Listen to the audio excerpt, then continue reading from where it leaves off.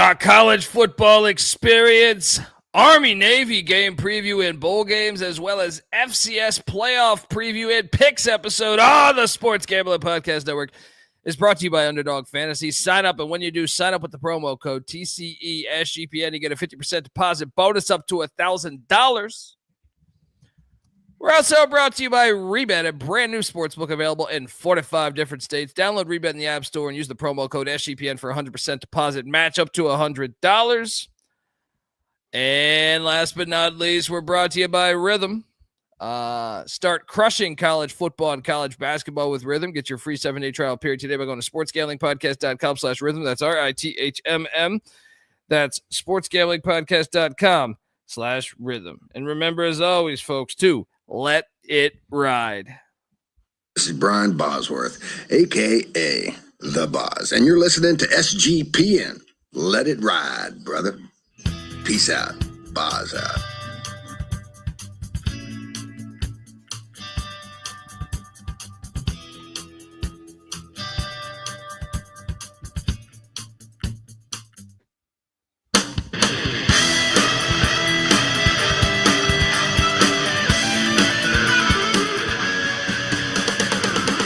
Yes, yes, yes. Yep. All games indoors. All games indoors are trash. They resemble a roller rink. Welcome to the college. Pleasure reading is over. Yeah, sorry, I didn't realize we were going live yet, but go check out the Ditka autobiography book. It's out there. I highly recommend it. He is a firm believer that football should never be played indoors. And I completely agree with him. YouTube.com/The College Experience. Hit that like and subscribe button. And you're probably wondering who the hell you're listening to. That's fair. My name is Colby Swinging Database Dan, a.k.a. Pick Dundee. That's not a pick. This is a pick. He was raised in the land down under, where a man thinks on his feet, speaks with his fists, and lives by his wits. When Dundee happened, he was a superstar. And you're nothing but a chameleon, lemon-headed, coward, terrorist pussy. And I'm after you, buddy. You're going to pay for it. Good night. Oh, yeah. Perfect stocking stuffer. Got the holidays right around the corner. Go out and pick up Ditka. It's a book. Just let me just go ahead and say you get about one paragraph in and you realize football today sucks compared to what he's referring to. New York Times bestseller. It was all right. Forward by Tom Landry. I'm surprised Ditka could string a paragraph together. I'm not going to lie. But lo and behold, he's a great writer too, apparently. That's another one where, CTE's bullshit. You know what I mean? This guy, what are we doing here? Mike Ditka wore like a hard hat. Yeah, he had his hairline as his helmet. All right. Folks, I am joined by my co-host. Give it up for former JMU Duke defensive back, the burrito eating, sideline kiss stealing, wheeling and dealing, Patty C in the place to be. Hi-oh. Well. Let's go. Let's go. Cheers to all the good people out there. Spencer, he's ready. He said, Vol Nation, let's go. Nothing like starting off with a suicide joke. Anyway, third man in the booth. Shout out to the DFS god himself, who's now a basketball coach, and he's been running those suicides with his team. Give it up for the rooftop IPA drinking, homebrew making, tobacco road living, the free lock giving, former Herndon Basketball League MVP. Give it up, Red Sea Nick in the place to be. There we go. Yeah, those 7- and 8-year-olds are a well-oiled machine right now.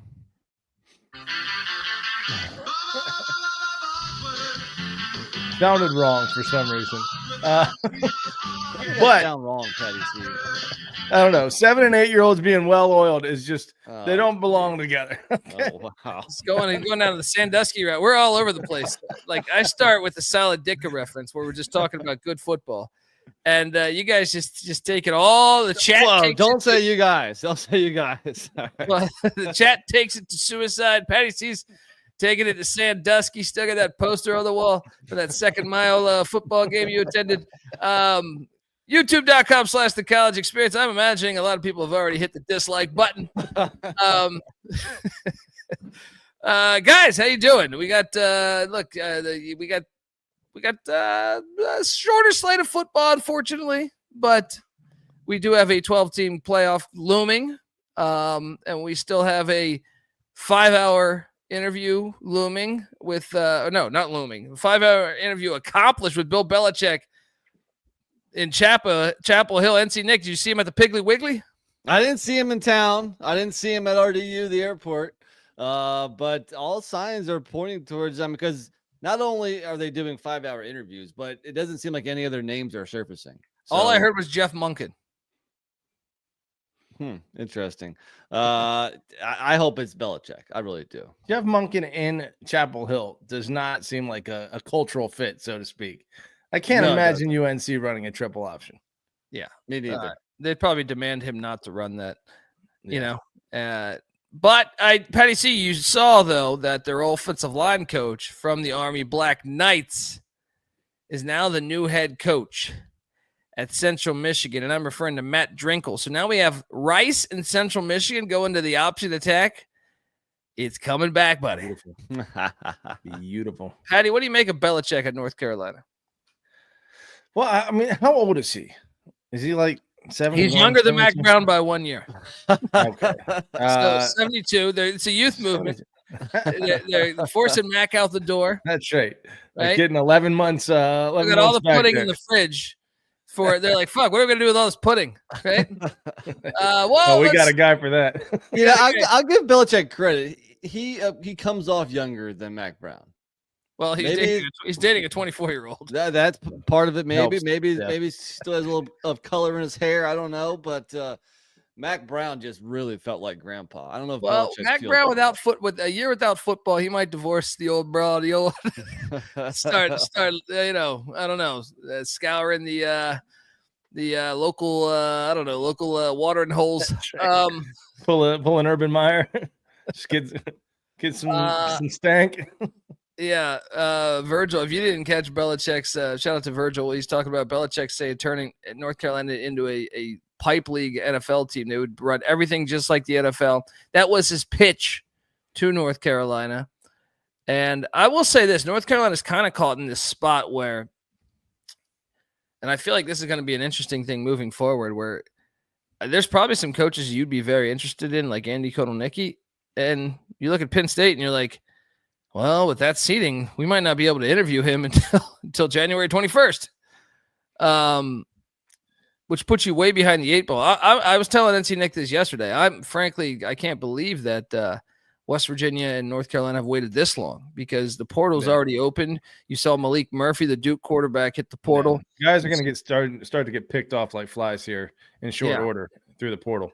I said this last night too. I still think it makes sense to get the right coach, even if it means waiting a little bit longer and maybe sacrificing a couple wins next season for the long term. Yeah, I mean, especially if you can get a guy that's program changing completely. If there's scrubs out there, pick one and get on with it, you know? But, you know, if you're vetting the likes of Rich Rodriguez and the potential of that is, okay, he can completely bring us back to the top 10, then take an extra week to make sure everything lines up right, and then do it right. But I mean, what else is there to know? I mean, you know, what more due diligence can you do? I mean, you know Rich Rod, you know his resume, you know what he's all about, you know what he's going to bring to the table. You either hire him or not. Say you're hired, or we're not. We're looking elsewhere. Well, Ren Baker was talking about their process of hiring, so and it seemed like the fan base respects it. I think they're at a crossroads. I think the university doesn't really want to, but I think the fans and the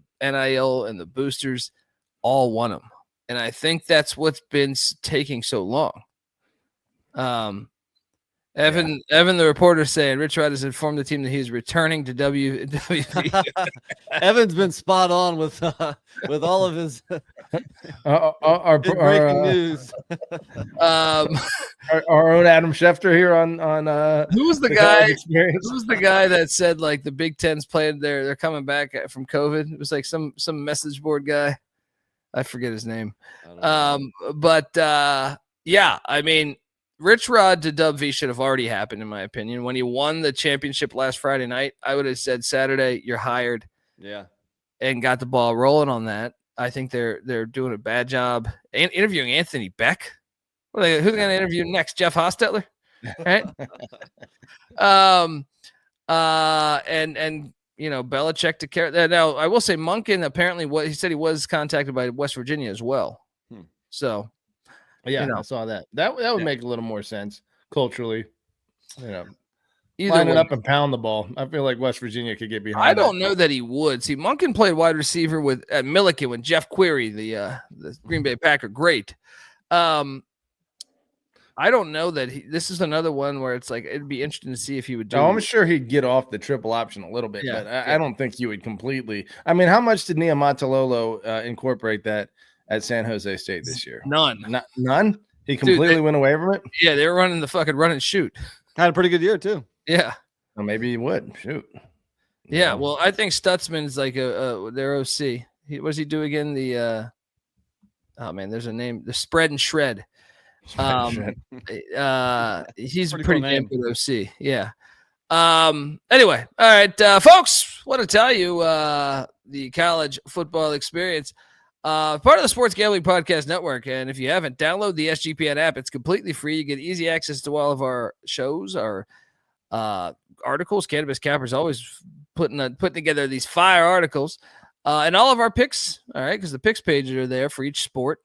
Free picks, free everything, free app. All right. So get on over there. Download. Just type in SGPN in the search engine there, whether it's whatever platform you're using.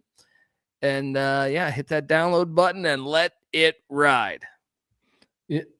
Real quick, Daquan the Great, joking around, talking about who is Iowa going to get in the portal for QB. And then he mentions Alex Orji. I'm thinking Rich Rodriguez, and how great would that be for him to go into Michigan and get their guy and bring him down? Alex Orji would be a great fit. I think Michigan would be okay with that too. Yeah, maybe. I don't know, man. He helped in certain situations. As a situational player, he's useful, but it's probably not as a starter in that system. You got to wonder how much he's making. It's a new day and age. Now, look, last night, Colby and I did our bracket. Do we have time for Patty C to quickly do his bracket? Let me see if I can pull this thing up. I heard what you guys said, and I'll say this. I am inclined, maybe there's a little homerism to agree with Colby as it relates to Indiana being able to potentially beat Notre Dame. I think that's going to be a very good matchup.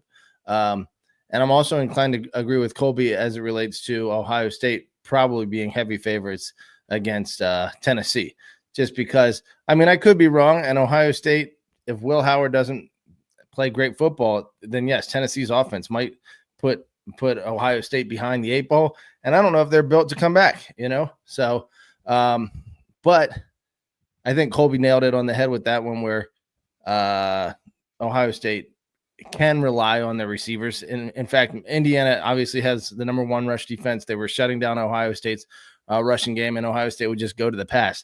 They didn't do that against Michigan, probably because of their pride, and it cost them.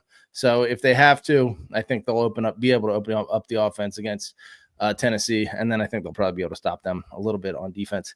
So I think Ohio State wins that. Indiana gets I'm going to say they beat Notre Dame outright. Really? Yep. Wow.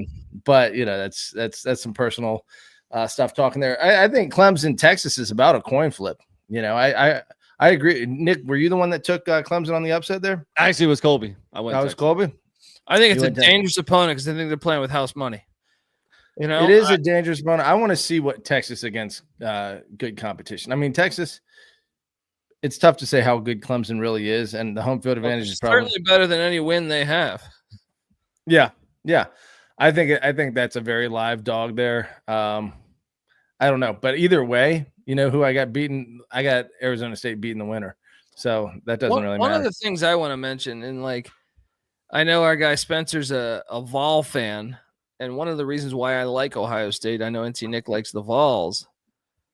I think their stats are phony. Like, I will say I was really impressed with Tennessee against Vanderbilt. That was the first time I was really impressed. The Alabama game, I actually wasn't that impressed. They were losing at halftime. To me, that was an ugly game where both teams kind of looked like shit. But I think like you pull up the numbers and you look at this awesome defense. Tim Banks. You said Alabama against who? Tennessee. Against Tennessee, yeah. You pull up the numbers. Go look at like when they've played just a team with any type of pulse, right? Obviously they had the game against Arkansas when they lost, but Arkansas had 434 yards of offense that game, right? Florida, in the game that I thought Florida actually played better than Tennessee, but they just lost both quarterbacks. Mertz and Lagway went down, right? And then and even with that, Florida outgained Tennessee with 361 to 312. I think they would have got the 400 had the quarterback stayed healthy. Then you look at the Georgia game. Georgia put up what was it? It was 453 against them, right?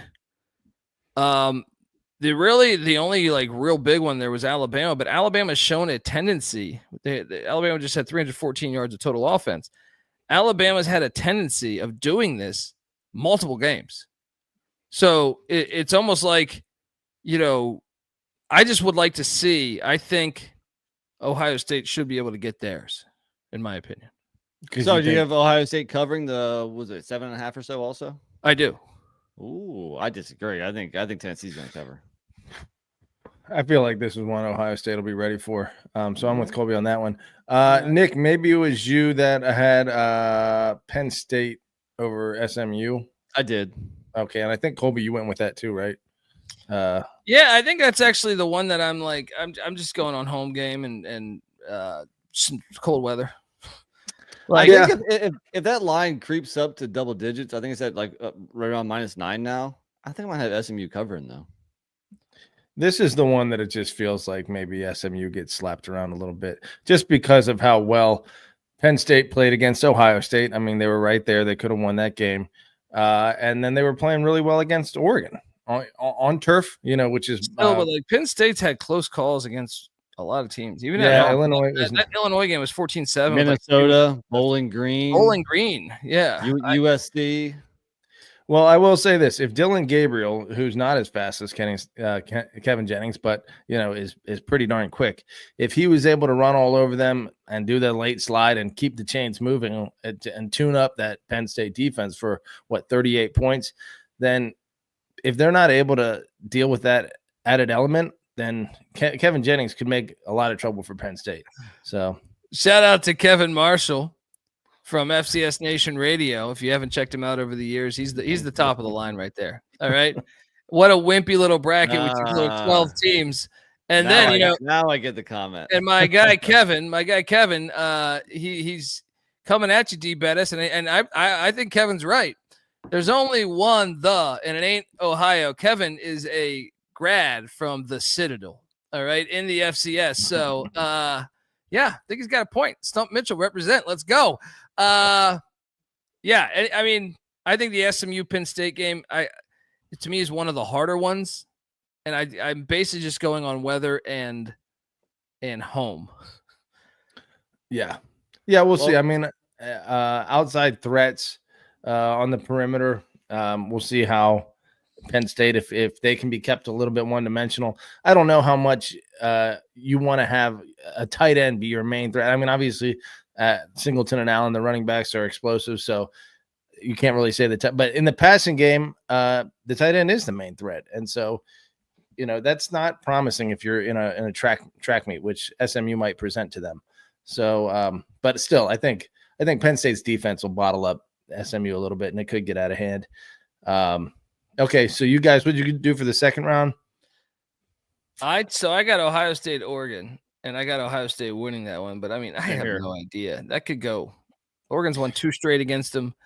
I took Who the fuck did I take in this Clemson, Arizona? I think I took Arizona State, but I don't feel great about any of those three could come out of there. I think you took Clemson actually, and I took Texas.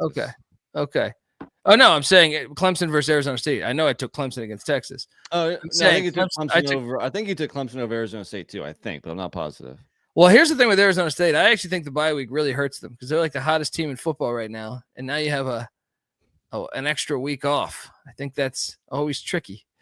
And then I took Boise to knock off Penn State in Arizona, and I took Indiana. No, I think I took Notre Dame to win, Indiana to cover, and then I have Notre Dame beating Georgia because of the quarterback situation and setting up. Just that would be setting up my Final Four right there. Nick, what'd you do? Very similar. I had Notre Dame versus Boise, and I had Ohio State versus Texas. Patty C, what you got? I think everyone just assumes at some point Oregon's going to choke like they typically do. And maybe we think of them as the soft counterfeit Oregon. Dan Lanning, I think, has instilled like an SEC mentality and physicality there. So where's that game being played? Too big of a gauntlet. In the grass at the Rose Bowl, I feel like that probably plays a little bit in Ohio State's favor, even though obviously Oregon plays on grass all year round. Still, I think Ohio State's a little bit better built for that. What were we going to say, Cole? I just think Oregon, like, it sucks to be an Oregon fan here because if it goes chalk, you get Ohio State, Texas, and Georgia. Good luck. Good luck going 3-0 there. Not a fun path. Yeah. Okay, but I'll say Ohio State because I kind of agree with you guys, but it could just as easily be Oregon. I feel kind of confident that Arizona State has shown me more than either Clemson or Texas at this point. Again, maybe that's wishful thinking on my part, but I'll go Sun Devils there. And guess what? I got Indiana upsetting Georgia just because the quarterback situation. And I think like in a neutral site at the Sugar Bowl, sure, that'll probably be a pro Georgia crowd. That will be a Georgia crowd. But yeah, I don't think it'll be necessarily overwhelming in the way that Ohio State 100,000+, coming down on them was. Lo and behold, Ohio State, by the way, supposedly figured out their snap count signal. So as much as shit they gave Michigan last year, they're still, partaking in that little part of the game, Patty C. That's right. But either way, I think Indiana have made the adjustments, and I think the bowl environment actually favors Indiana just because their offense is very diverse, and they can spread the ball around, and I think that'll help. Obviously, I'm worried about Georgia's pass rush there because Ohio State was able to just pin their ears back, and if they can do that against Indiana too, then they're out of luck. And then I think I got Penn State getting by Boise, so that's my Final Four. There we go. So he's going Indiana, Penn State, Arizona State, Ohio State. Interesting. Yeah. And then three Big Ten teams. Yeah, Big Ten Patty over there. Then I had Ohio State. Kevin Warren? I had Ohio State, Notre Dame in the championship. I think I had the same. Yeah, you did. I think I had the same. I'm going the other one. I'm going Ohio State, Indiana in the championship. Indiana. JMU West. All right. JMU West is going that would be pretty funny when Notre Dame beats them by 2 touchdowns. It could be. But do you see what the ticket prices for that game are right now? Unbelievable. Like the upper deck is like $2,000. I knew that was coming. The Golden Dome should have had playoff games fucking 100 years ago. Folks, want to tell you the college football experience is brought to you by Underdog Fantasy. Underdog Pick'em is one of the biggest menus for all the sports. You can win up to 1,000 times the amount of money you enter with Underdog Streaks. Underdog is always making it easier to win with Profit Boost and Gimme Pick'ems. They got NFL, college football, college hoops, MMA, NBA, NASCAR, everything. All right, get on over there. Sign up, and when you do, sign up with the promo code TCESGPN to claim your special pick plus first-time deposit offer up to $1,000 in bonus cash. UnderdogFantasy.com, promo code TCESGPN. We're also brought to you by Rebet. Rebet's a new social sportsbook available in 45 different states. There are plenty of betting opportunities available on Rebet, and it's absolutely fantastic. If you live in one of these states that are just way behind the times and don't have traditional sports books, you know what I mean? Then Rebet's the home for you. I'm looking at you, Texas and California and South Carolina. All right, jump on over there. Download the Rebet app in the App Store. Use the promo code SGPN for 100% deposit match up to $100. That's Rebet, promo code SGPN. All right. Patty C, we did talk about this, and I know Michael was talking about this in the chat. Shout out to Michael. The quarterback cost 1,000 at tailgate there. Wow. Yeah. Is the quarterback what? How shitty the quarterback play is in this 12-team playoff, or at least how average. Yeah, how average it is. You look at Cam Ward, Shedeur Sanders, probably the two best quarterbacks in the nation. They're not. I'm going to push back a little bit. I mean, from a passer efficiency rating, which I feel like is a decent indicator of the quality of quarterback. I could be wrong, but Aller and who's Ohio State's guy? Sorry, Will Howard, both being toward the top. I need to pull up those stats to see. Well, I mean, Will Howard's not a good passing quarterback. Let's be honest. I don't know if he's a good passing quarterback, but he's efficient. Certainly, when he throws the ball, it gets. Anyone on Ohio State would be efficient, but I'm saying they aren't necessarily. Devin Brown comes in, he can't do that. That's why he's transferring. I'm just saying. I watched the Ohio State Michigan game again yesterday. It was on when I was writing up the post. Yeah, dude, he was shook the whole second half. Like they could not throw the ball down. No, he's not a great quarterback. Yeah, like. Right. To say is it like I understand this is why the stats are stupid is like you look at the stats and you're like this guy's a fucking phenomenal quarterback and I like Will Howard but he's a gamer quarterback to me. He's not. That's why I was so shocked they went with him over Cam Ward or Dylan Gabriel because I thought like it was a weird fit when you have that elite wideouts.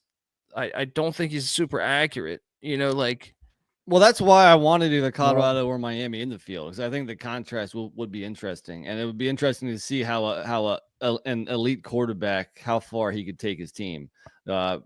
Maybe they would have lost in the first round to a team that has a better defense and a better run game, but I think the contrast would have been interesting.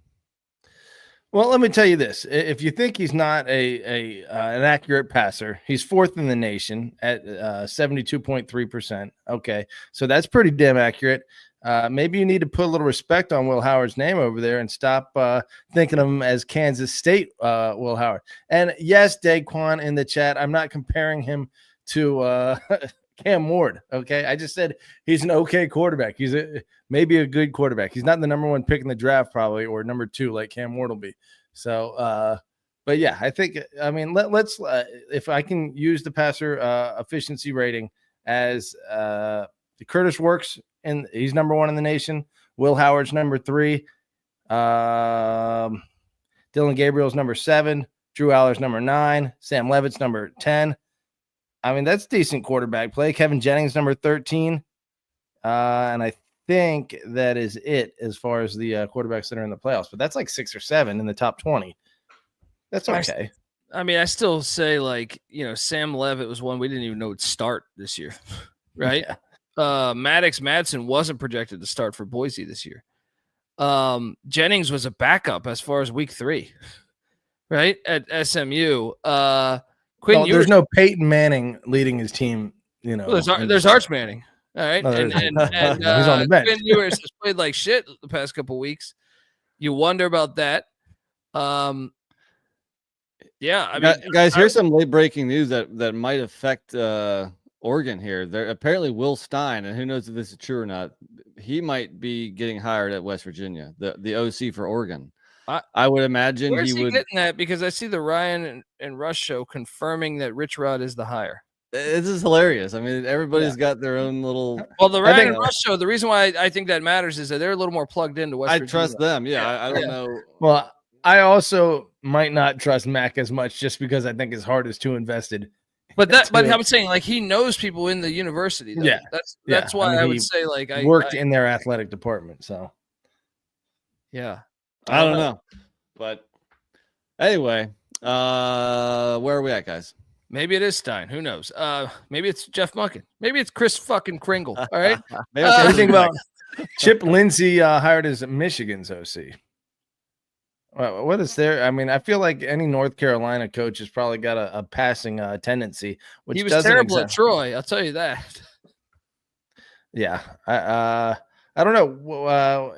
That doesn't seem to fit, but maybe Michigan feels like they need to pass the ball a little more, so maybe it is a good fit. Anyway, yeah. Anyway, look, I want to get to the slides now, but I had to drop that to show the other thing. So give me 1 second here. But we got games. We still got live bullets. Don't just run away, you little sissies. All right. I love how the FCS has a Friday night game this time. Thank you. Yeah, they should have done 2. Shout out to FCS Nation Radio. Should have done 2 Friday night games, but they only did 1. They might have been restricted because of the time zones. But game 1 is a heater, if I may say so. I know you're probably going to look at this and say, well, it wasn't a heat. Wait, what the hell am I doing here? Why is everyone always messing with my shit? Who's messing with your shit? I don't know. The presets are different this week. So someone was in here. It must have been White Tiger. Yeah. No, I think it could have been. I got ideas. I got a White list. Tiger banging out those TPS reports. I got a fucking list. But this is a fascinating game to me because they played earlier this year. Remember, Idaho had Oregon on the ropes in Eugene week 1. Montana State whooped their ass 38-7 on October 12th. But the Idaho Vandals didn't have their starting quarterback, right? He was out with like a collarbone injury. So I don't know how much to read into it. They've just had quarterback injuries for a while now. But the good news is that Jack Lane is back and Jason Eck and these Vandals have been playing good ball. And they've rattled off, 6 straight wins. Red hot going into Bozeman. And see, Nick, I know where you reside. With your foo-foo Bozeman Bobcats there. Idaho is hot, but they've been winning some close games too. Well, they beat Wyoming at Wyoming earlier in the year. They almost took down the number 1 team in the FBS. Yeah. If they got stomped by 31 against the top FCS team, but only lost by 10 against the top FBS team, that's because maybe we need to expand the playoff. Yeah, exactly. I mean, what? I'm just going to remember this here. 14-7. It was what? It was 17-14 with 6 minutes left in the game. Oregon was up 17-14, and Idaho had the ball. Fourth quarter. You want to crown him? You want to crown him and get Dylan Gabriel still threw for 380 that game. Give me the points. I think Idaho's live in this. I mean, I think Montana State is a really good team. This series goes back to 1926, and Tommy Mellott, I know, is having an unbelievable season for them, going back to when they started the FBS game and they went into Albuquerque and magically took down New Mexico, and they were down 21 in the fourth. I think 11's a little bit too much. Give me the Vandals in a awesome game Friday night. Really excited to watch this game. Nick, what are you doing here? I disagree. And first off, it is fantastic that the 4 teams hosting games in the FCS are all in the Dakotas or Montana, not Idaho. Close, same kind of general region there, but I am not going against Montana State at home. That first game, it was a blowout, even if Idaho was on a backup quarterback. I mean, that backup quarterback had started like 3 or 4 games prior to that game, so it wasn't like he was, had no experience. And that 7 points was a freshman. The 7 points they scored was under a minute, so I mean, it's damn near a shutout. I'm riding Montana State. Patty, what are you doing here in Bozeman? I'm all over Montana State as well. They got the top scoring offense, number 7 scoring defense. Scott Trey Mitchell, Humphrey? Scott Trey Humphrey, the number 9 rusher in the FCS in the nation for the FCS. They're just going to pound the rock. They beat him by 31 before. This one's in Bozeman, so I don't think Idaho has much of a prayer. 11 easy cover, lock. Wow. Tommy Mellott's been around forever now. I mean, he's definitely one of the best quarterbacks on the FCS level. Oh yeah. And look, I think first off, love how it's Bobcat Stadium here. And you know what they should do? They should run through, like every football team runs through the sign when they come running out. They should have a Bobcat run through that, not like a construction Bobcat. Oh, that'd be nice. Yeah, you know what I mean? The old construction Bobcat. Either that or pull a Vanderbilt and just put the scoreboard on 2 like a thing of wire, 2 Bobcats up. I got ideas. Call 1-800-PICK-DUNDEE, Montana State. But, I'm Marketing Director Colby Dent. I'm with Kevin here. Eck is too good of a coach. I think he will have Idaho ready. I'm surprised he's not an FBS coach by this point. And I also think, I don't freak out about the Dome team going up as much because I think Eck, being a former Wisconsin guy, Badger, I think he's going to have them practicing outdoors all week. I think they're going to be fine. So give me the 11. Can't wait to watch. Montana State has only lost or not covered a 14-point spread against an FCS team once this year. They twice, if you include their FBS game against, granted, not that great Nevada team, but they have annihilated Do you really have that much respect for Idaho? I do. I just think Idaho. I think this guy's gonna. I think both these coaches are going to be FBS coaches in the coming years. So yeah. Let's go. Everyone's on Montana State. Have fun, Mr. Patty Chalk showing up early. Okay? Yeah. Tyler Lopp threw for 300 last week. Good luck stopping that. It's true. He is a baller. Saturday morning, we get to go right into this one. Brookings, South Dakota. Patty C. It's hard to go into the Dyke House and get a dub, right? I feel like it should be pretty easy. Well, maybe not the Dyke House, but you're not going to get any play there. These two teams played back on September 7th, where South Dakota State won 45-24. But now IDub coming back into the Dyke House, a little colder from September 7th to now, because that's another thing. I believe we might have some football weather going on here in Brookings, South Dakota.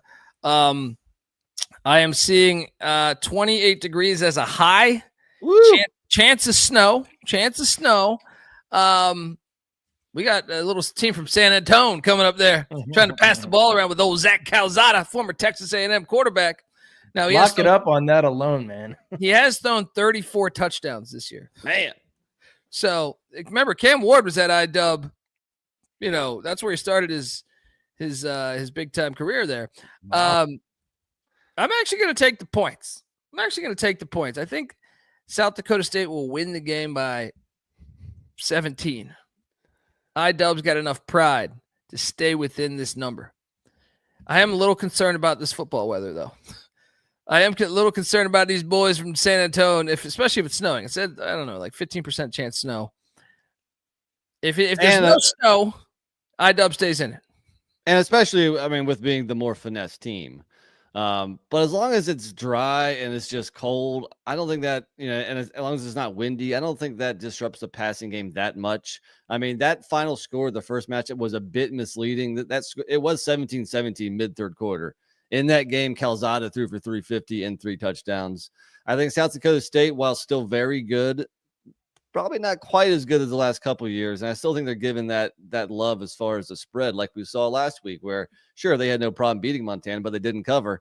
I think same thing here. I'm going to take the points. Yeah. And to me, I worry the one thing is South Dakota State's rush defense is awesome. Their pass defense still good, but I think that's a little bit more vulnerable there. 24th in the nation in the FCS. Patty C, what are you doing here at the Dyke House? I am looking up something real quick. The weather in Brookings, South Dakota on September 7th when they played, I don't have it pulled up yet, but I imagine it was considerably warmer than what did you say the forecast for this week? I got 28. Way to go out on a limb, Patty C. Yes. Well, I'm just saying, if you're talking much warmer than mid-December. It was 50. It was 54 that night. It was only 54. It was 54 in September. Yeah. Jeez, South Dakota sounds miserable. Jeez. Okay, well then it's fucking freezing here, but still, maybe you got a point. If they were able to be hanging. Well, it's only 28. It's only 28. High at 28 in Brookings at the Dyke House this Saturday. So yeah, I think that's a pretty good indicator that it's going to be a lot harder to throw the ball around, precipitation or not. Still, it is a lot of points in our Incarnate Word. A prolific scoring offense. I want to say Zach Calzada, number 6 nationally in passing yards, 3,500 this year so far. So Yeah, I'll go with you, Nick. I'll go with you. I'm not going to say lean. What's the verb I should use, or the verb I should use here to describe this? Am I cocking toward the Cardinals? Step on over to the to the Cardinals. That's right. Next up, I'm going chronologically on time, by the way, in case you're wondering. At that same very time window, noon Eastern, we got Celebration Bowl, South Carolina State, the Bulldogs, heading to Hot Atlanta, take on TC Taylor's Jackson State Tigers. This is one, you remember a couple years ago. Remember, Prime was the coach of Jackson State. They got upset by Buddy Pugh in South Carolina State. Shout out to the great Buddy Pugh. Now, Buddy Pugh retired. He had kind of a bad year last year. They retired. They go out and they hire Chennis Berry, who's just a really good head coach, in my opinion. I think this is another guy watch out for. Former Savannah State offensive tackle. Chennis came over from Benedict, where he was 22-2 over the past 2 years at Benedict, made the D2 playoffs both those years. 9-2 in year one. They weren't projected to win this conference. It was North Carolina Central. They win the MEAC, though, over NC Nick's boys. And now Chennis Berry and South Carolina State, who, this is what's cool, too, is like this day and age with the transfer portal. He brought in some of his guys. So that's kind of how their success happened, is he brought in some of his Benedict players there. And Eric Phoenix was one of them, their star quarterback, who's been balling out for them all year. And then TC Taylor, Jackson State, you still have a lot of, pretty damn good players that Prime either recruited or brought in. Fascinated by this game. I think we have an upset brewing, though. Jackson State looking for their first national championship there since '96, I think it was. Yeah, this is classic too. I mean, Jackie Slater, Walter Payton, Travis Hunter, Jackson State, South Carolina State's got Deacon Jones. Let's go. We got classics. Solid. Give me Deacon Jones. Take those guys down. I'm taking South Carolina State on the money line. NC Nick, what are you doing here in Atlanta? I agree. I mean, you love saying wrong team favorite. I think South Carolina State is the more physical team. I like the MEAC conference better. I agree. Let's go South Carolina State. They get it done. Patty C? No, it has been my impression that outside of Florida Atlantic, the SWAC has been the better conference. MEAC has had North. What's the team in North Carolina? Was in there for a while. A&T. No, Central. Yeah. Central's been great with Trey Oliver, but A&T for a while. No, A&T was carrying the MEAC, and I felt like the SWAC was the much better conference. But you think, Nick, that the MEAC is a stronger conference now? Terrell Furman will tell you the MEAC plays defense. The SWAC don't play defense, and that's why the MEAC's always had their number. And maybe I'm a little biased towards North Carolina Central, the closest university to my house, actually. So walking distance. I go MEAC. Not quite walking distance. Thankfully, not walking distance, because it's kind of rough out of town, but only a few miles up the road. Patty, so you're going 9 straight wins for Jackson State, 8 straight wins for South Carolina State. Patty, chalk it up. Give me Jackson State. Marvin, shout out. We got Marvin Hagler in the chat. The MEAC is the better conference. I think he's right. And they just need A&T back, right? They need A&T back. Is Marvin Hagler still alive? No, I think he died recently. Rest in paradise. All I know is I was watching Coming to America. The only Coming to America. The sequel never happened in my world. Yeah. And every time it gets me. The barbershop talk. About all the old boxers. Yeah. He whooped his ass, though, right? He's like, he's 75 years old. Eddie Murphy playing a Jewish man. You couldn't do that today, but he's the fucking amazing. Eddie Murphy, I don't know that anyone can top the talent that he had. Just in that movie alone, playing like 20 fucking guys. I want you to tie that knot. All right, we're going to tie that knot on the Celebration Bowl with these Bulldogs getting it done. Same time, we're going to Valdosta, Georgia. Rest in peace to my friend Mike Leach, who the air raid started at Iowa Wesleyan. They didn't have a name for it, but at Valdosta State, those fans came out and they brought their air horns. And next thing you know, it was called the Air Raid Offense. Valdosta's got a rich history. Kirby Smart coach there. It's just they just have kicked ass. Minnesota State taking down Bemidji State last week in a classic goal line stand, multiple goal line stands. Valdosta is going to destroy them. They got their rivalry win against Bemidji, but now you got to go to Valdosta. No, what's the name of the stadium? I don't remember the name of the stadium, but series goes Bazemore Hyder Stadium. Yeah, there we go. Valdosta big, NC Nick. You with me? I agree. Look, they're 13-0. Or 12-0, I guess. I mean, they just whipped Virginia Union. Charles Oakley couldn't do anything about it. Minnesota State ain't going to be able to do anything about it either. Valdosta. Yeah. I mean, Patty C., I know you've been a hype about this Minnesota State Maverick team all year.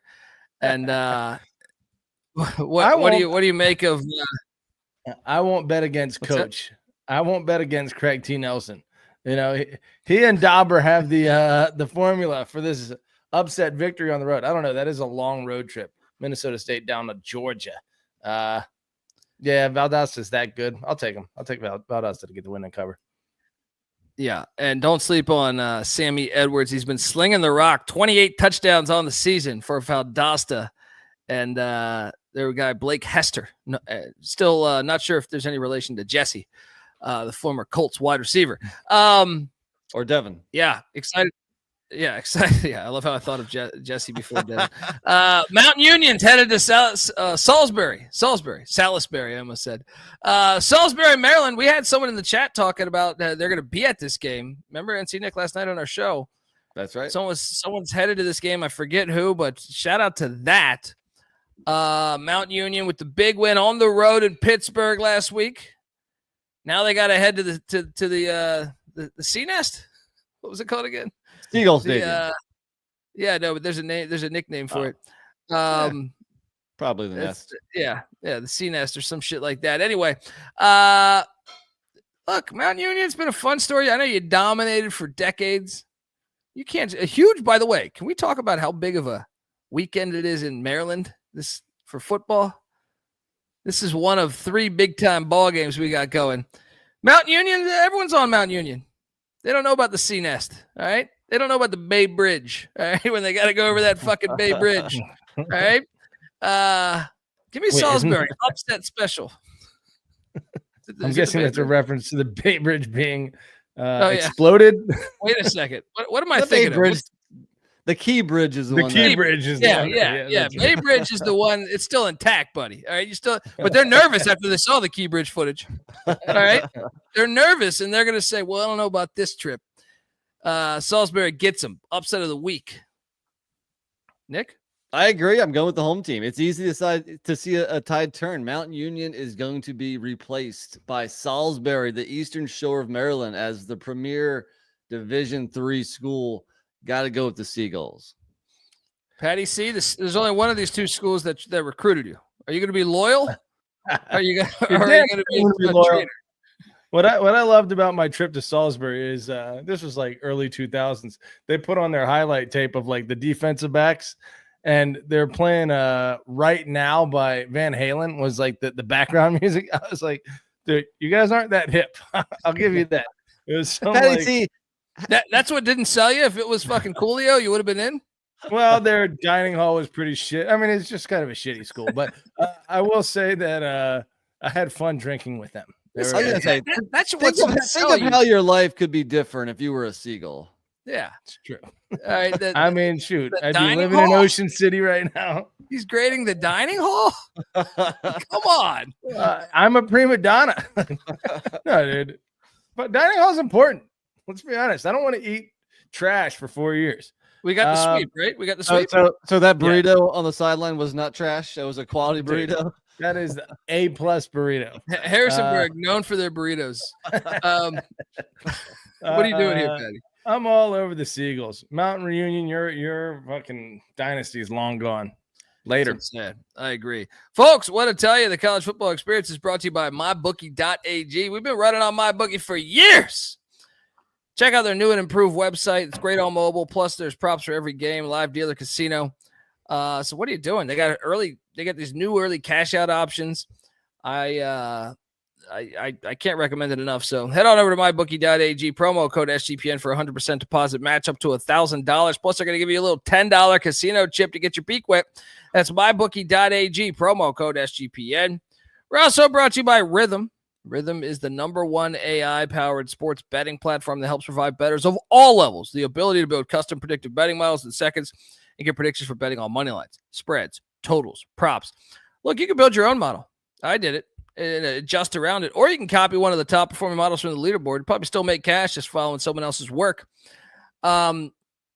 And you can now track the props in the Rhythm app. They just introduced college basketball on November 2nd, right before the season started. They got college football, NBA, NFL. They got it all. Claim your free 7-day trial period today by going to sportsgamblingpodcast.com/rhythm. That's RITHMM. That's sportsgamblingpodcast.com/rhythm. All right. You know, I have to disagree with KP Marshall. A Salisbury steak is probably the worst type of steak. I mean, it's like it's like a steakum. It's tough. You got like a bunch of gravy on top of it. I mean, it depends actually where you get it. I used to work at a very expensive steakhouse in Los Angeles, and they made a Salisbury steak, and it was actually fire. It was fire. Yeah, I think it depends where they do it, but I'm not a steak expert to know what makes a steak a Salisbury steak. I'm guessing it's a specific cut. I think it's a cut and like the gravy you put on top of it, right? I thought it was the gravy. I'm not sure about the cut. I think that could be served many ways, but I could be full of shit. When I think of Salisbury steak, I think of like Uncle Rico, like microwaving it and like throwing it at Kip's face. Well, when I think of steak, the thing I don't think about is gravy. Okay, I mean, if you have a really good steak, then don't ruin it with something else. I would eat it a lot of times without the gravy, but it was still fire. Like at a really good steakhouse, if they offer that, which I'm sure anything they make is going to be good there. Yeah, so yeah. There we go. Next up, in Sellis Grove, Pennsylvania. NC Nick, did you look at our property there? Bethel. Fresh off the upset last week, they're coming in, and the big upset was Susquehanna. Still working on that one. Susquehanna, right? Or is it Susquehanna? It's Susquehanna in my book. Susquehanna. So, and we established last week that it is a river in Pennsylvania, but it's not one of the 3 rivers. Remember when George W. Bush had this? He started off this. As you might recall, we were at a park in Botswana. Go YouTube that. It's a great. This is a game in Susquehanna. The way he hits it, like it's like no one was paying attention. Then all of a sudden they're like, "Oh shit, he's trying to get our attention." He means it. I'm going. Like you don't just walk into Sells Grove and get a dub. Susquehanna is gonna get that dub. Nick, what are you doing here? I agree. I'm not looking to fade the Riverhawks. I'm gonna ride a bunch of home teams in this D3 because they are playing at Amos Alonzo Stagg Field. Woo! I mean. He's a legend. I'm not sure exactly what he did. He was the coach of the Bears or something. Who was he? I want to say he was college. A great college coach way back in the day. I don't know why he's got the Stag Bowl. That's like the D3 championship game, right? Yeah. So he was from Jersey, died in California. Played. Oh, he's a fullback too. God, I love him. Hell of a good guy. Amos Alonzo Stagg is a badass name. Yeah. He played at Yale. So he was a private school pussy, but I'm not going to judge him for back then. I mean, coached everywhere. I mean, coached a bunch of different Springfield YMCA. They had a great team. He coached at Susquehanna. Pacific. Makes sense. Dude, you're telling me that, and that's the name of Pacific Stadium, I think. Pacific, they need to bring their football program back. You look into the history of that program, Pete Carroll, Buddy Ryan. You got all these great guys, and you're sitting over there listening to Gavin Newsom trying to outlaw tackle football, you fucking pussies, all right? But how about what's great about Alonzo Stagg is he also coached basketball, baseball, and track. Well, this guy did it all. All around American. Yeah. He did it all. All right. He'll punch you in your face, too. I guarantee you that. Let me tell you about Susquehanna, though. Creeping by St. John's in a 3-point win. And then or prior to that, they were on the road. Beating Hobart by 7. You know, they're just squeaking by. They're playing with fire here. Bethel has gone through 3 grueling rounds, and they're battle tested. Give me Bethel with the upset on the road. Yeah, Roger Francis. Salisbury steak is ground beef. Yeah, it's a burger basically. But if you're at a Fire Steakhouse, that ground beef is so fucking good because it's the shavings off of the I'm telling you, I would get it sometimes over my choice of whatever in the place, and it was fire. Well, you're also a ribeye guy, right? For sure. Well, I say filet mignon. Patty C says tomahawk. I worked at Outback Steakhouse for a little bit. I do like the marbling. He says blooming onion. He says the fucking blooming onion. I just finally bought my first somewhat fancy steak. It was a bacon wrap fillet. I'm getting ready to cook it. You know, I'm upgrading in life here. Don't put A1 on it. Yeah. Anyway, yeah. Next up, Mary Harden-Baylor, NC Nick's boys heading to Baltimore. The second big game in Maryland this week. Johns Hopkins. I got the S this time. Look, Mary Harden-Baylor was fire last year, but they're not just going to be able to go all the way over to Baltimore and take on Johns Hopkins. Like I said, I've been to the stadium, caught a football game in 3 degrees. It was awesome. Hopkins is getting this dub. NC Nick, are you backing me? Or are you going with these foo-foo Mary Harden-Baylor? I hate to do it, but I'm gonna. So Mary Harden-Baylor, this will be their 4th straight road game. They've been road warriors. At some point, it's going to catch up to you. I'm going to go Hopkins. Patty, they are on the proverbial crusade, if you will. Come on, the Crusaders go into sissy ass. Yeah, I know, right? We're getting canceled here. Into Johns Hopkins and say sissy John Hopkins, please. They'll save you. Go have an aorta attack over there. They'll save your life in no time. All right, that's true. Another big game in Maryland. Yeah, that's what I'm saying. But Maryland, that is a long trip. Texas to Maryland. Maryland in football, right? Better football than Maryland Virginia, does. Apparently. Let me ask you this: what's the weather in Maryland going to be like this weekend? In Baltimore, Dakota Michaels. In Baltimore, Baltimore weather. Either way, it's going to be too cold. High of 43. We got a chance of rain. That's not bad. I'm seeing 100% chance of rain. So is that even a chance? You know what? I'm still all over the Crusaders. Sorry. You see, he still hates. There's a reason why. The real reason why he didn't go to Salisbury is they're in Maryland. That's right. They're in Maryland. He's a Wahoo fan. Next up, Springfield. It's heading to Naperville, Illinois to take on North Central. Springfield went and beat the defending champs Cortland last week. Now they got to go on the road to Naperville. I think North Central played for the championship a couple years ago. What are you doing here, NC Nick? I think North Central. I think Springfield had their big upset. Tough times in Naperville. Have we confirmed? Is this Springfield Mass? It is Mass. Yeah.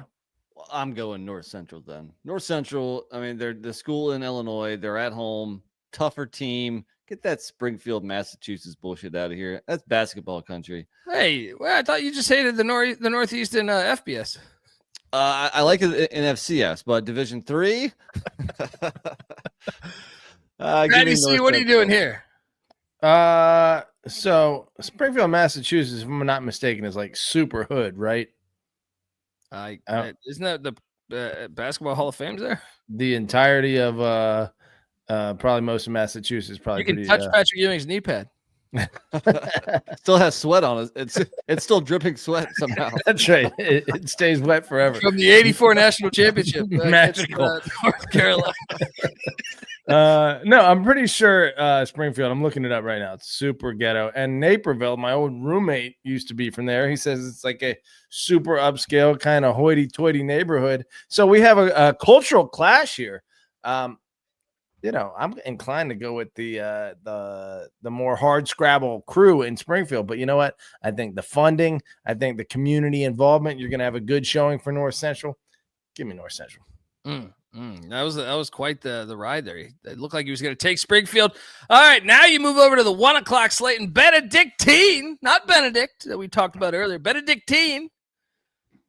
They're heading to West Palm Beach, take on these Kaiser Seahawks. These Kaiser Seahawks, they just can't lose. West Palm Beach, Florida? Yep. Hey. They won last week. Remember, Benedictine thought they could. Benedictine's been a fun story, but I just got to take Kaiser is a wagon. Flay of Fish knows what he's talking about in the chat. NC Nick, are you riding with these Seahawks? Kaiser made me eat crow last week. I'm going to do it again now. Benedictine, they get it done.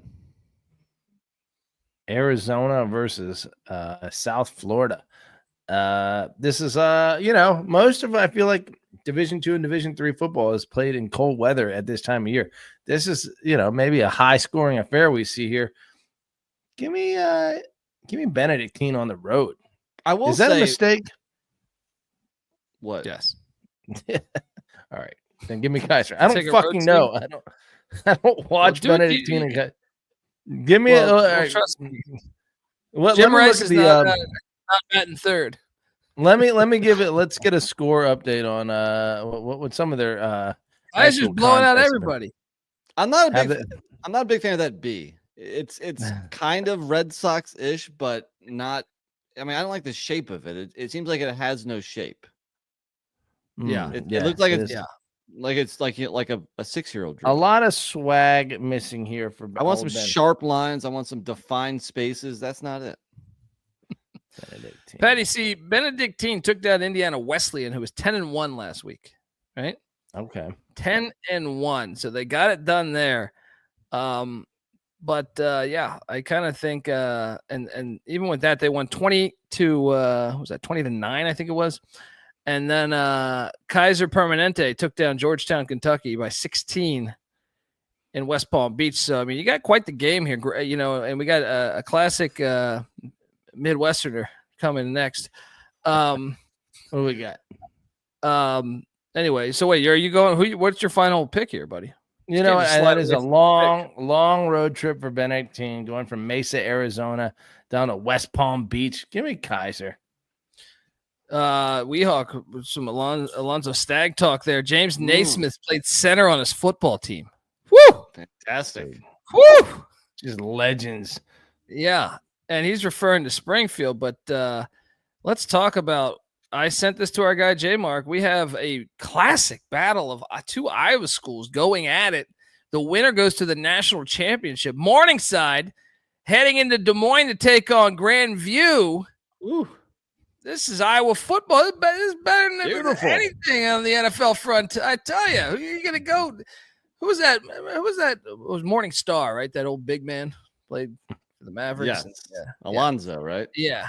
No. Darren Morningstar. Look, Grandview's at home, but these pesky Mustangs. It's the year of the Mustang. You see with SMU? Give me Morningside with a little upset special in Des Moines. NC Nick? I don't know. This is hold on. So what's the kick? What time is it? 1:30 in the afternoon. At that point, the morning wood has gotten a bit soft. I'm gonna go Grandview. Going Grandview, Patty C. What are you doing here?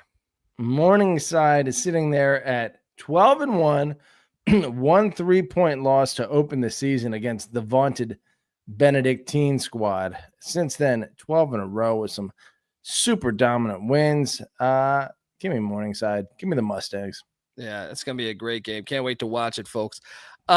Moving along. This one. Another big game in Maryland. Army is heading into FedEx Field, where Dan Snyder orchestrated people to drop sour milk in his rivals' press boxes or suites. Not press box, suites. Respect on honestly, that honestly was my favorite fucking story of all that. He tells like he had like Vinny Serrato do it too. It wasn't even like a little bitch. Like no, that's exactly what Vinny Serrato was. His little bitch boy, dude. Still, it wasn't like some PA. You know what I mean? Yeah. Hey kid, I'll give you $200. Go take all this milk. It's like Serrato. He's like, but sir, I'm your general manager. I don't give a shit who you are. Take this milk and put it on that floor. I want it to smell like shit. All right. Healy worked for them, right? Healy worked for them, and he said that's basically what that relationship was. Serrato would just follow Snyder around, and he'd have him do whatever he didn't want to do. Be like, taste that cookie. Filet of Fish says, you think Trump's going to show up for this game? I thought that was being reported, but I mean, what do I know? He is commander-in-chief, or will be soon. This series goes back to 1890. The game's NC Nick's another classic hater on this one. This is part of his Northeasterner hate. This game, to me, is always awesome. One of the best games of the year.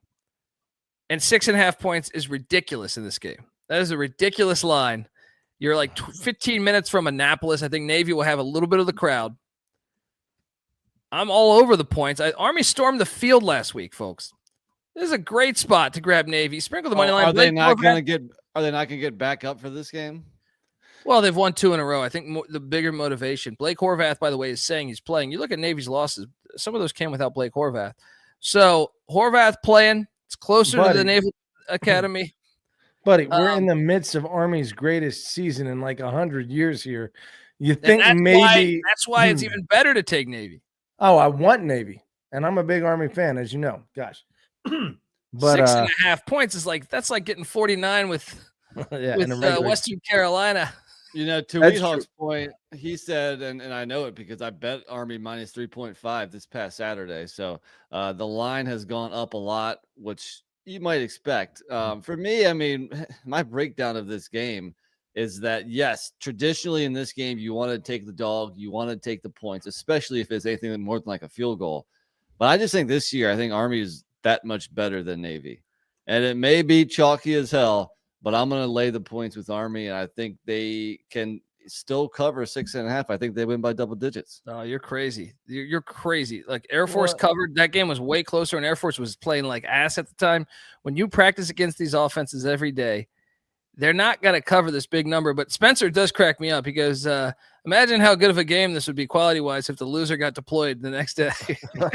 Oh, man. So intense.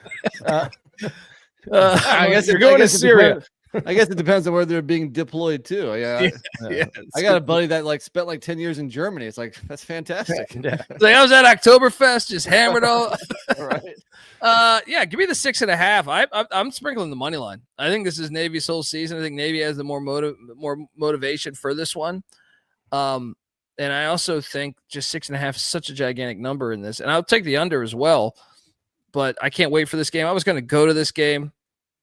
Unfortunately, I'm not going to be able to make it anymore. But, Patty C, what are you doing here? I think Army's the play here because, and I understand your angle, and typically I would agree with you, but Army has been disrespected, kept out of the playoff. They're playing Marshall. They're not even given a Power 4 team in, as they're ranked 22. They've had an amazing season. They're a great team. Bryson Daly not going to New York for the Heisman ceremony. The amount of disrespect that's being dished towards Army. Yeah. They'll want to make a statement here. And look, here are the other stats. Army, the number 1 rush defense in the nation. Navy, or rush offense in the nation, rather. Navy, the number 85 rush defense. And then Navy still has a good rush offense at number 8, but Army has the number 11 rush defense. So they're going to be able to kind of shut down that Navy defense like you'd expect, or Navy offense. But I don't think Navy's equipped to stop Army's offense this year. Plus, Army has, that play action that they've worked into the equation a little bit for big hitters. I want to say Army has one of the most explosive passing attacks in terms of yards per play in the nation. So, yeah, I expect Army to get it done. It may take a while, but they'll pull away. Yeah, I think, I like situational handicapping as much as anybody else, but sometimes you just put that to the side and say Team A is a lot better than Team B. And that's my very easy breakdown. They both did take a whooping at the hands of Notre Dame, though. Is that in chapter 3 of the Adika book? Yeah, he goes, I never forgot this one because one of these guys on the freshman team jumped in and really saved my ass. I had no chance. The kid was a boxer, and he would have knocked me apart. I'm telling you, get on over there. Great stocking stuffer. Ditka, the book, the hairline, everything. Yeah, look, I'm locking this. You guys are wrong. Navy, money line. Give me the 6.5. Nick, lock battle, my friend. This fool. Yes. Yeah, exactly. Yes. We got America on the line. Let's go. It's a small world when you've got unbelievable touch. Whoops, I didn't mean to hit that one, but yeah, here we go. We got a battle in America's game. Patty, MC Nick saying, go Army, beat Navy. Dundee saying, go Navy, beat Army, let's go. And I believe Nick and I are both wearing the black and gold hats right now. So representing. Something right there. Next up, we're going back to the Dakotas. Vermillion. MC Nick, you still thinking about going on that family vacation to Vermillion? Dude, we need to get up there. I want to. I'm not sure if it'll be the family vacation, but we need to get up there for some football games. UC Davis and Tim Plow, who just got announced in the Mountain West for every single sport except football, which is crazy to me because I'm like, hey, football, they have a shit ton of money. They're in California. Why would you not add them in football? They're in the final. What is it? We're in the final 8 here. What are we doing here? But I'm all over it. Look, South Dakota. I kind of liked them earlier in the year. I thought they played Wisconsin really tough, and I just feel like they're a pretty good team. Bob Nielsen still rocks the tie. Big fan of the old coaches that still rock the shirt and the tie. But Tim Plow. UC Davis and Larison. they're just. I think they're live in this game. Give me UC Davis upset special in that filthy Dakota Dome. NC Nick, what are you doing here? Yeah, if people out there don't know who Larison is, the dude has over 1,400 yards rushing and 17 rushing touchdowns. Obviously, UCD's leading rusher. He also has caught 61 balls for 842 yards and 6 receiving touchdowns. The guy is an animal. Pair him with quarterback Miles Hastings, who's a baller. I really like this UCD team. They went down 7-0 last week to Illinois State, ended up winning 42-10. And this is dome football is perfect for them and that kind of offense. Yeah, so, 42-10, like the Redskins Broncos Super Bowl. I like it, man. Yeah, UCD cover and money line play. Yeah.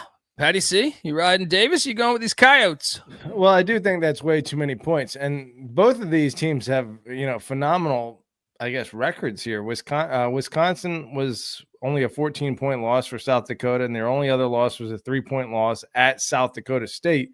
And then for Davis, they lost at Cal, okay? And then that game at half, Cal was up 14-13 at half. Cal they dressed that up a little bit. Yeah, I mean, UC Davis has been a good program, and who was their coach that's at Stanford now? Troy Taylor, is he? He was at Sac State. Okay, so UC Davis has been able to, I'm guessing, retain their coach. But either way, they've been legit.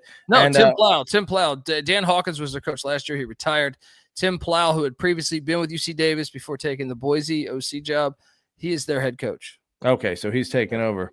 But he was at UC Davis a couple years ago. Gotcha. I recognize the name Tim Plow. I'm not do you think he's in line for a potential FBS hire at some point? Down the road, sure. I mean, but he's coaching at his alma mater, so I think he's still happy. Gotcha. Well, yeah. The only other loss for them, a 2-point loss against obviously number 1 Montana State. So both of these teams are really good. Like Nick said, I think the Dome probably favors UC Davis's style. Statistically, who is it? They have the number 1 Miles Hastings, top passing quarterback in the country, and like you mentioned, Larison, the number 4 running back in the nation. South Dakota has Aiden Bowman. You might remember him. He started some games at Minnesota, I believe, if memory serves me correct. Bowman at QB? Yep. Okay. So, yeah, a lot of talent here. I just think it's too many points. I'm not calling for the outright upset. I don't have I don't have the brass balls like you, Nick, but I do think a close game. No, that was me. That was me taking the money line. Let's go. No, I said the same thing. Okay. All right. Next up, Mercer is heading to Fargo. These boys from Macon, Georgia, are going to be up there in Fargo. Good thing there's a roof and a roller rink, as Mike Dicker writes in his biography here, to roll around in. North Dakota State's laying 19. Did you guys catch the Mercer Rhode Island game? Because Mercer's offense was troubling. I'll say that. If they didn't get that pick 6 in the first quarter, not sure they would have won this game. They threw for a cool 57. Whit Neubauer threw for 57 yards, 10 of 20, 57 yards, a touchdown, no interceptions. All right, but overall, they were outgained by like almost 100 yards, and they somehow won. Gotta love it. I will lay the points. I think North Dakota State's on a warpath to get that natty again. So I'm going to lay the 19. Patty, see, what are you doing here? I mean, that's a huge spread. I think North Dakota State has, stepping back in the right direction towards, national championship contention. Losing to South Dakota a couple of weeks ago on the road by 1, not great.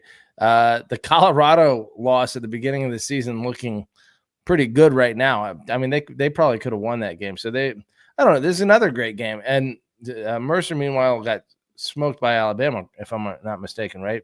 Yeah. Late in the season. So fuck Alabama. I think that's too many points. Give me Mercer. Yeah. All right. I'm going to take North Dakota State. I think they might be the threat to win the whole thing this year. I think at home, they roll over this team from Georgia traveling that far up. So, sorry about that. I got text as I was in the middle of that. Slippery Rock's heading into Big Rapids, Michigan. NC Nick, didn't you say you got shit hammered there once? Nope. But we did find out that there's what kind of museum was it? I forget. Oh, what was the other spot in Michigan last week that was playing a game? That was Holland, Michigan. Oh, okay. I have been to Holland, Michigan. I have not been to Big Rapids. I've been to Grand Rapids, not Big Rapids. I think Grand is better than Big, right? you could say Big coming out of my mouth, right? Slippery Rock pulled the big upset against California, Pennsylvania last week on the road. Can they do it again? No. Ferris State's a factory. Ferris State big. This team's going to win another national championship. Nick? I think I agree. Ferris State rolls. Patty? Slippery Rock, you said pulled the upset on California of Pennsylvania. Yep. Ferris State. Yeah, their margins of victory so far. 78-17 in the second round, and then 41-7. Yeah, I guess you got to go Ferris. A little Pennsylvania versus Michigan showdown. Give me the team in Grand Rapids. Let's go. We got a random bowl game on Saturday. What? Oh, hey. At the Crampton Bowl, legendary stadium. The Broncos of Western Michigan are heading to Montgomery, Alabama to take on South Alabama. Kind of a home game. Mobile to Montgomery. What's that time distance? I'm not sure. But first ever matchup. And I think the big thing here is Geo Lopez is questionable. And Fluff Bothwell's in the portal. Smash play for Western Michigan. Yeah. Lance Taylor also used to coach in Alabama. So give me just to play in Alabama. Give me the 7.5. Sprinkle the money line with these Broncos. Action for life. NC Nick, what are you doing here? Opening line was 10.5, and now it's down to -7. That tells me that Geo Lopez probably will not play. Pair that with Bothwell transferring and most likely also not playing. Even as disappointing as Western Michigan has been this year, and especially the second half of the year. I mean, their last 2 wins, Eastern Michigan barely and Kent State, and then they dropped a bunch of games they probably shouldn't have. So with all that said, I think it's too many points with all those question marks on the Jaguar side. Patty, what are you doing here in Montgomery? I'm trying to pull up Fluff. I know he has an amazing, what is he, 4th in the nation in rushing yards per attempt, really tied for 2nd at 7.5. That's a huge loss not to have. He's not playing in the game, right? He's in the portal. No, he's gone. Yeah, I guess that's how it works. Some people you see play, but you should assume that he's not going to play, I think. Yeah. He's going to get a lot of money from Ole Miss here in about a month or something. So yeah, that's true. That's an Ole Miss name too. Fluff. Yeah, Fluff that works. ball. I just feel like it works. It does work. 3 losses out of their last 4, and then some of their wins, not exactly against great competition. Akron, Kent State, Eastern Michigan. So Western Michigan hasn't proven a ton. I just think South Alabama has proven to be the much better team, regardless of. So the 7.5-point spread's a lot, and without Fluff, but still, I'll go South Alabama. Hayden Wolf, also 5th-year senior quarterback for Western Michigan. Obviously, the last game of his career. He also hasn't been that great this year. He was at ODU before transferring over to Western Michigan, but the fact that it's his last game, I think it means something for him and his teammates. Nick, you've been one of the most difficult to read Western Michigan, I guess, bettors this year, because your allegiance or your hatred toward them makes it really there's no hatred, and really there's no allegiance. Times there has been. You have faded them much harder than they deserve. Well, I was high on them coming into the year, and they've disappointed me, and that's why I'm a bit bitter. It's hard to figure out whether to take your advice on Western Michigan. So I don't know. There's that. Final game on the slate: Memphis, West Virginia. They've never played before, and they're going to play in Frisco, Texas. But hey, no Neil Brown. A bunch of other players for West Virginia's in the portal. Makes it incredibly hard to handicap this game. Memphis laying 3.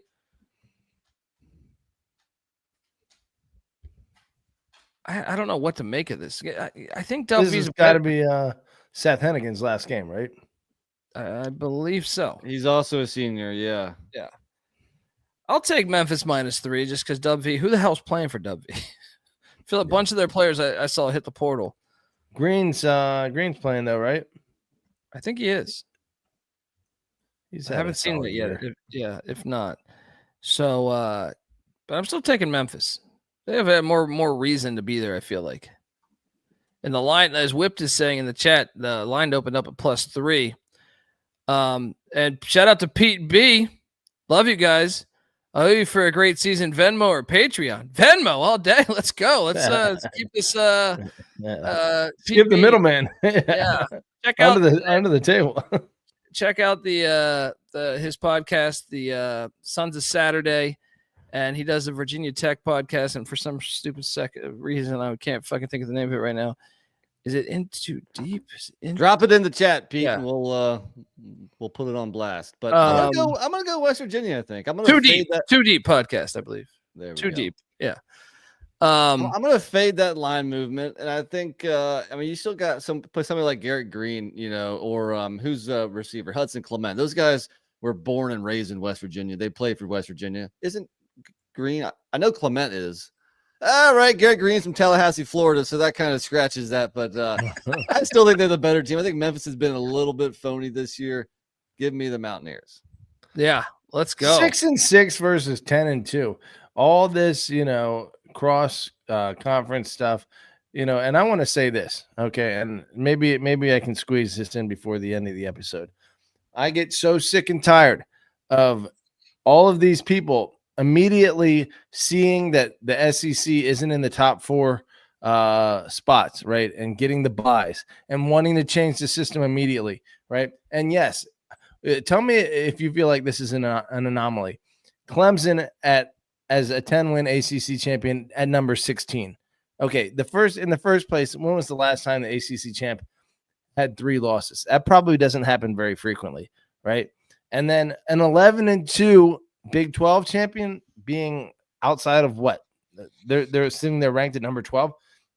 And then Boise catching a lot of flack for their 1 loss against Oregon by 3 points. And so all of these teams are ranked really low, and that is jacking up the college football standings and making everyone say, oh, these super low teams are making easier paths for other teams. It's like, dude, let this thing calm down.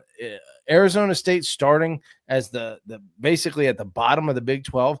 Their 11-2 is so underrated, just because they started so low. That's not going to happen every year. And I think Clemson being 10-3 and a conference champion isn't going to be down at number 16. And so I just feel like I would also push back on like they had Miami at number 4 even after that loss to Georgia Tech or whatever, or 5, whatever it was. And I just thought, well, how the hell, we watch Miami every week almost lose. and they're saying BYU is not credible to be up there when they're winning a bunch of close games. I'm like, okay, yeah, like exactly. It's Jaden. The subjectivity is that's why the conference buys or the conference championship buys is meant to battle that subjectivity, because right now you would have what Oregon, Georgia, Penn State, and Texas as your top four. And maybe it's Texas over Penn State, but it's like, dude, 2 Big Ten and 2 SEC. That's exactly what we're trying to get away from. Texas hasn't beaten anyone yet, and you still want to jam them up there just because they're Texas. Really hasn't beaten anyone either. Illinois is their best win. Yeah, exactly. Yeah. So, like, let's play within this system for a little while, and then before we start jacking it around. There you go. Patty C's always jacking it around. Let's go. Folks, give Patty C a follow on Twitter at Patty C831, NC Nicks on Twitter at NC__NICK. I'm on Twitter at the Colby D. The College Football Experience is on Twitter at TCE on SGPN. The race to 15,000 followers on YouTube, youtube.com/the College Experience. We see the numbers.